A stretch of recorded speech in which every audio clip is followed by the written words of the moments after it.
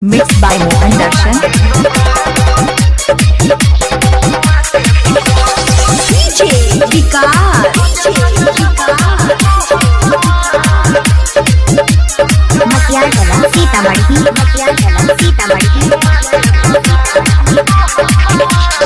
गजब के छियै हमारा गाल रे रस सब भरल उठला लाल लाल रे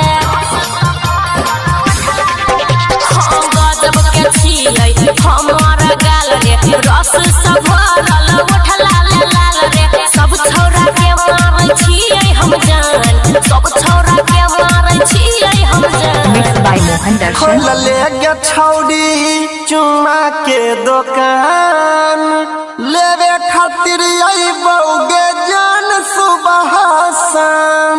खोल ले गे छौड़ी चुमा के दुकान लेवे खातिर अइबौगे जान सुबह शाम। खोल ले गे छौड़ी तो अपन दुकान है गया अपन दुकान रोजे रोजे लेबो जान तोहर सामान। Presented by PP Music. DJ Vikas. मटियाला सीतामढ़ी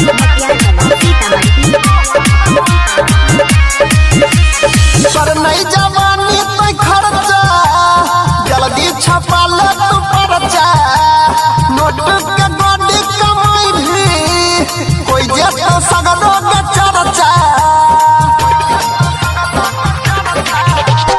सबके न लगे सटेबई सबके न चुमा देबई जेकरा पर मन हेतै रे ओकरे पर पूरा लुटेबई।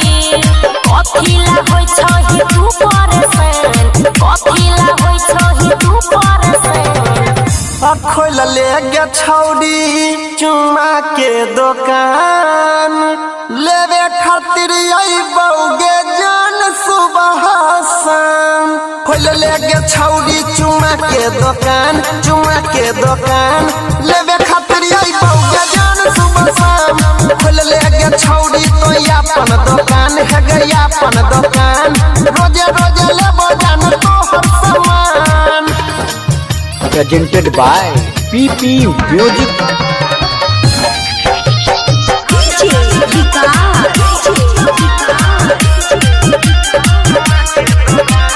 मटियाला Sitamarhi Mixed by Mohan Darshan. सही सही दाम लगाइबो घाटा नहीं लागे गे देबो तोरा दुकान के छोड़ के जान दोसर दुकान नहीं जेबो।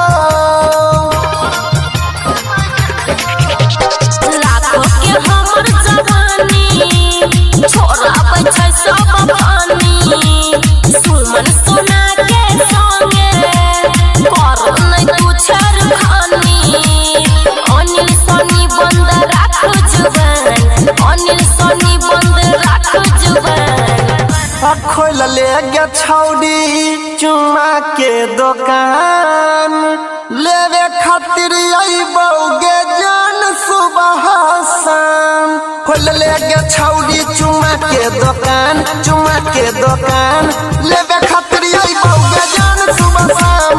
खोल ले गे छौड़ी तो अपन दुकान है गया अपन दुकान रोजे रोजे लेबो जान तोहर सामान।